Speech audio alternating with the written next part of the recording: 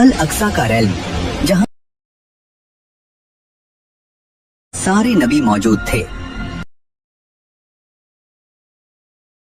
मस्जिद अल अक्सा सिर्फ एक जगह नहीं थी, वो एक रेल्म था, एक ऐसा डायमेंशन जहां टाइम कोलैप्स हो चुका था। यहीं रसूलुल्लाह सल्लल्लाहु अलैहि वसल्लम जिब्रील के साथ अलैहिस्सलाम उस रेल्म में दाखिल हुए, जहां मौजूद थे आदम अलैहिस्सलाम, नूह अलैहिस्सलाम, इब्राहीम अलैहिस्सलाम, मूसा अलैहिस्सलाम, ईसा अलैहिस्सलाम, तमाम अंबिया। और कहा गया, आगे बढ़िए, इमामत आप कराइए। ये सिर्फ नमाज नहीं थी, ये डिक्लेरेशन ऑफ फाइनल प्रॉफिटहुड थी। और वहां से आसमानों की ओर मिराज की शुरुआत।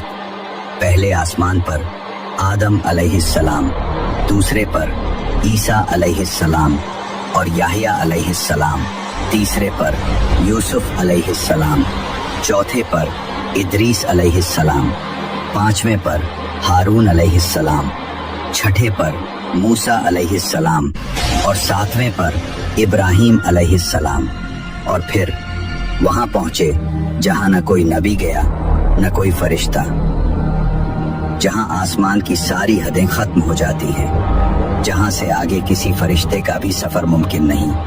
वो मुकाम सिदरतुल मुंतहा, जहां इल्म, नूर और हकीकतें एक साथ जमा होती हैं। सिदरतुल मुंतहा की जड़, रूट छठे आसमान पर है और उसकी शाखाएं सातवें आसमान तक फैली हुई हैं।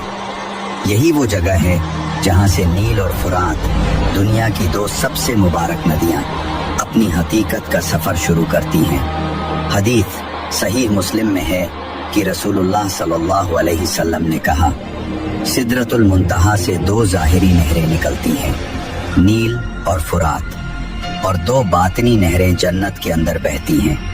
वो जगह थी सिदरतुल मुंतहा, एक नूर से भरा पेड़, जिसके पत्ते हाथी के कानों जितने बड़े, फल मटके जितने भारी, और उनके ऊपर गिर रहा था अल्लाह का नूर। ये नूर जब सिदरा पर गिरता था तो पेड़ के रंग ऐसे बदल जाते थे जो किसी इंसान ने, किसी दुनिया ने, किसी कैमरे ने कभी देखे ही नहीं, क्योंकि वो रंग इस दुनिया के स्पेक्ट्रम में आते ही नहीं। इंसान की आंख सिर्फ 0.003% रंग देख सकती है।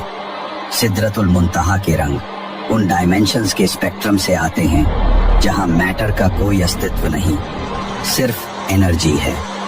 नील और फुरात सिदरतुल मुंतहा से निकलती हैं, लेकिन सीधे लिक्विड पानी बनकर जमीन पर नहीं गिरती। क्यों? क्योंकि सिदरतुल मुंतहा